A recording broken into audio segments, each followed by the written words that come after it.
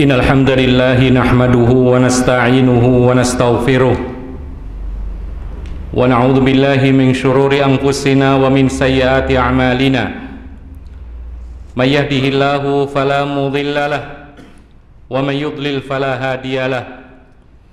Asyhadu an la ilaha illallah wahdahu la syarika lahu wa asyhadu anna Muhammadan 'abduhu wa rasuluh. Ya ayyuhalladzina amanu taqullaha haqqa tuqatih wa la tamutunna illa wa antum muslimun. Ya ayyuhan nasu taqu rabbakumul ladzi khalaqakum min nafsin wahidah wa khalaqa minha zawjaha wa batha minhuma rijalan katsiran wa nisaa'a wattaqullaha alladzi tasaaluna bihi wal arham innallaha kana 'alaikum raqiba. Ya ayyuhalladzina amanu taqullaha wa qulu qawlan sadida yuslih lakum a'malakum wa yaghfir lakum dhunubakum wa may yuti'illaha wa rasulahu faqad faza fawzan 'azima. Amma ba'd, kaum muslimin jamaah salat Jumat yang dimuliakan oleh Allah Subhanahu wa taala, di antara sunnatullah, sesuatu yang ditetapkan oleh Allah Subhanahu wa taala, bahwa Islam ini datang permulaannya dianggap aneh, kemudian nanti di akhir zaman akan dianggap aneh kembali seperti permulaannya. Nabi kita Muhammad sallallahu alaihi wasallam bersabda, "Bada'al Islamu ghariban wa sayaudu ghariban kama bada' fatuba lil ghuraba." Islam datang awalnya dianggap aneh dan akan kembali dianggap aneh, maka beruntunglah orang-orang yang dianggap aneh, yaitu karena kebenaran yang dipegangnya. Jamaah salat Jumat yang dimuliakan oleh Allah Subhanahu wa taala, kita ketahui dalam sejarah Islam bagaimana Islam dibawa oleh Rasulullah sallallahu alaihi wasallam sangat dianggap aneh, menentang kebiasaan, menentang adat istiadat yang telah rusak bercampur dengan kesyirikan.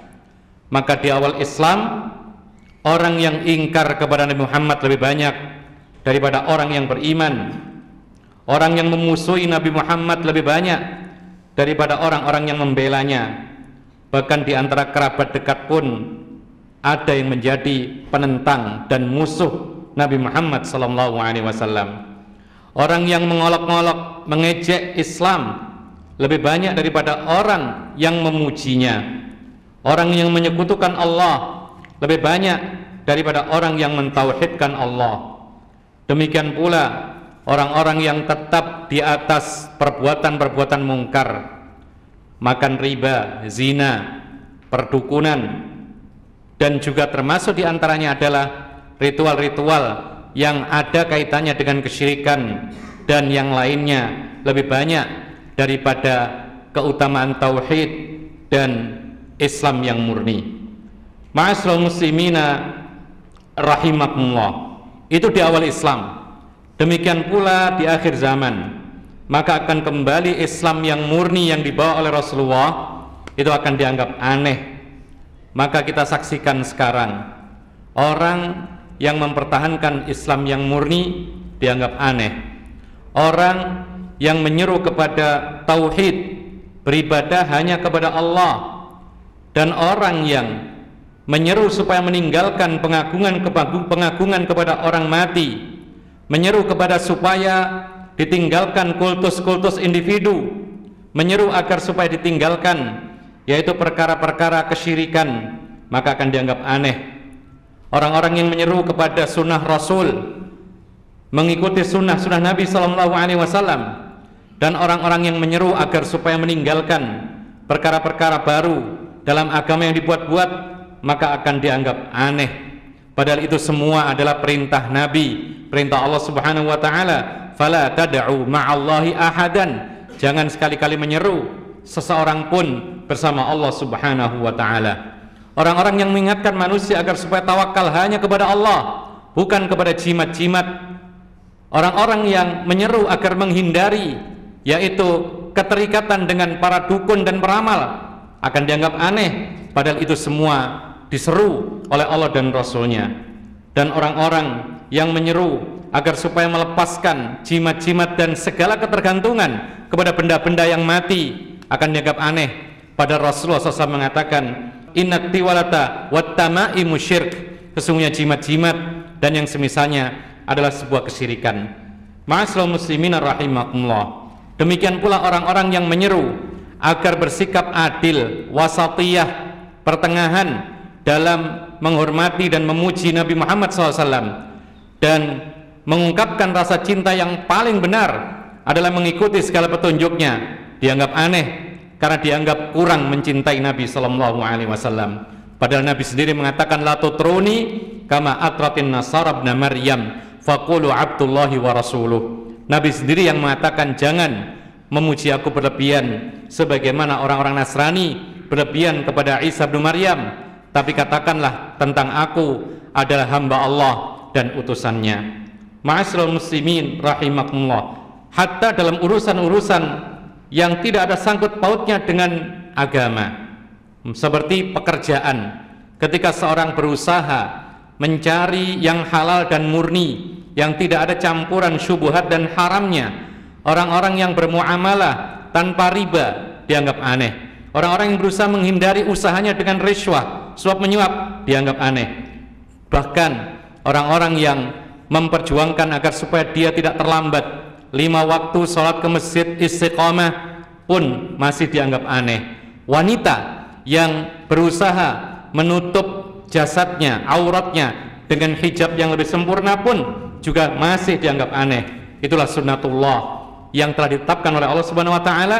Islam awal mulanya dianggap aneh dan penghujungnya di akhir zaman pun juga akan dianggap aneh oleh orang-orang yang tidak mengerti. Kaum muslimin yang dimuliakan oleh Allah Subhanahu wa taala. Tetapi yang perlu kita bergembira adalah Rasulullah menggambarkan kebaikan tentang orang-orang yang berpegang dengan agama yang murni ini, meskipun dianggap aneh, meskipun diejek, dicela, dicaci, bahkan kemudian diganggu, maka Rasulullah mengatakan fatuba lil ghuraba, beruntunglah mereka-mereka orang-orang yang dianggap aneh. Kaum muslimin yang dimuliakan oleh Allah, aneh di sini bukan berarti setiap orang yang memunculkan pemikiran baru maka itu adalah gharib atau ghuraba yang beruntung, tidak. Karena banyak orang-orang yang memunculkan, yaitu mengeluarkan pemikiran baru, itu dianggap aneh, dan itu juga termasuk jalan yang tidak lurus, kesesatan yang telah ditatakan oleh Nabi SAW. Karena pada hari ini atau di akhir-akhir ini ada orang-orang yang menyerukan agar supaya kita bebas, tidak terikat dengan agama. Ini pemikiran aneh, tapi itu bukan ghuraba yang disebutkan oleh Nabi SAW. Ada pula orang yang mengatakan bahwa semua agama sama, semuanya masuk surga, tidak ada yang masuk neraka. Ini pun juga aneh, dan bukan itu ghuraba yang dimaksudkan oleh Nabi SAW. Ada orang yang menyamakan antara sunnah dengan syiah, ini pun juga aneh, dan bukan itu ghuraba yang dimaksudkan. Karena syiah dengan sunnah beda. Karena syiah menganggap Al-Quran yang kita baca sehari-hari adalah Al-Quran yang tidak lengkap, sementara keyakinan Ahlussunnah wal Jamaah meyakini bahwasanya Al-Quran itu tetap utuh dijaga oleh Allah Subhanahu wa taala. Semua ini adalah merupakan keanehan dan kesesatan yang dinyatakan oleh para ulama.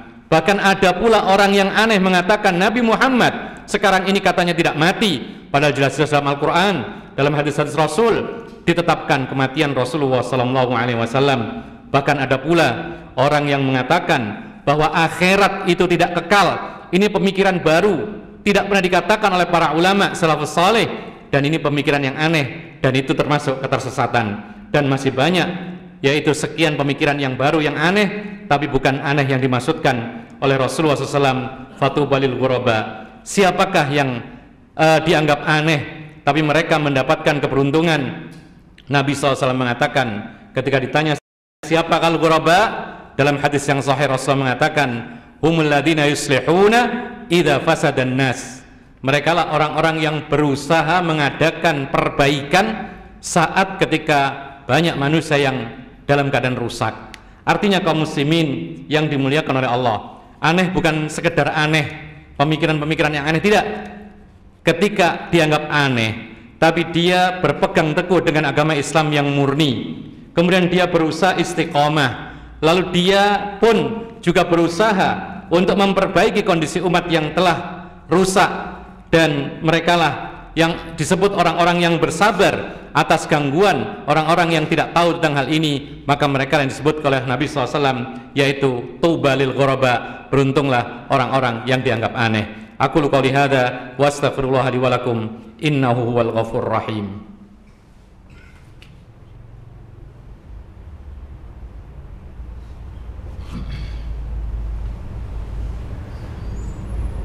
Alhamdulillahil wahidil qahhar, mujibid da'awatil azizil ghaffar, khaliqis samawati wal ardi wal bihar, mujris sahabi wal riyahi wal anhar. Wa nusalli wa nusallimu ala nabiyyina Muhammadinil mukhtar wa ala alihi at-tayyibin al-athhar wa ala ashabihi wa man tabi'ahum bi ihsanin ila yaumil qarar. Amma ba'd, kaum muslimin yang dimuliakan oleh Allah Subhanahu wa ta'ala, maka orang-orang yang dianggap aneh yang disebutkan oleh Nabi, mereka adalah orang-orang yang beruntung mendapatkan pahala melimpah dengan keanehan-keanehan mereka. Bukan hanya sekedar aneh, tapi ketika mereka berpegang dengan Islam yang murni, kemudian mereka berusaha memperbaiki kerusakan yang ada di masyarakatnya, dan mereka terus bersabar atas ujian yang ditimpakan oleh Allah kepada mereka karena ketidaktahuan orang-orang yang ada di sekitarnya, maka merekalah orang-orang yang ghuraba, yang beruntung, yaitu di akhirat kelak. Kaum muslimin yang dimuliakan oleh Allah, maka poin yang sangat penting dari apa yang kita bahas pada khutbah yang pertama tadi, kita harus sabar ketika menghadapi orang-orang yang jahil. Maka bukan dilawan dengan kejahilan, tapi dilawan dengan amal saleh, dengan ilmu yang benar, dan dengan kata-kata yang bijak. Kalau kita mau lihat siapakah orang yang diuji dengan keterasingan yang sangat nyata, tidak lain dia adalah Nabiuna Muhammad sallallahu alaihi wasallam. Sejak dia lahir sampai beliau meninggal dunia penuh dengan ujian, dan dalam ujian tersebut beliau hadapi dengan kesabaran demi kesabaran.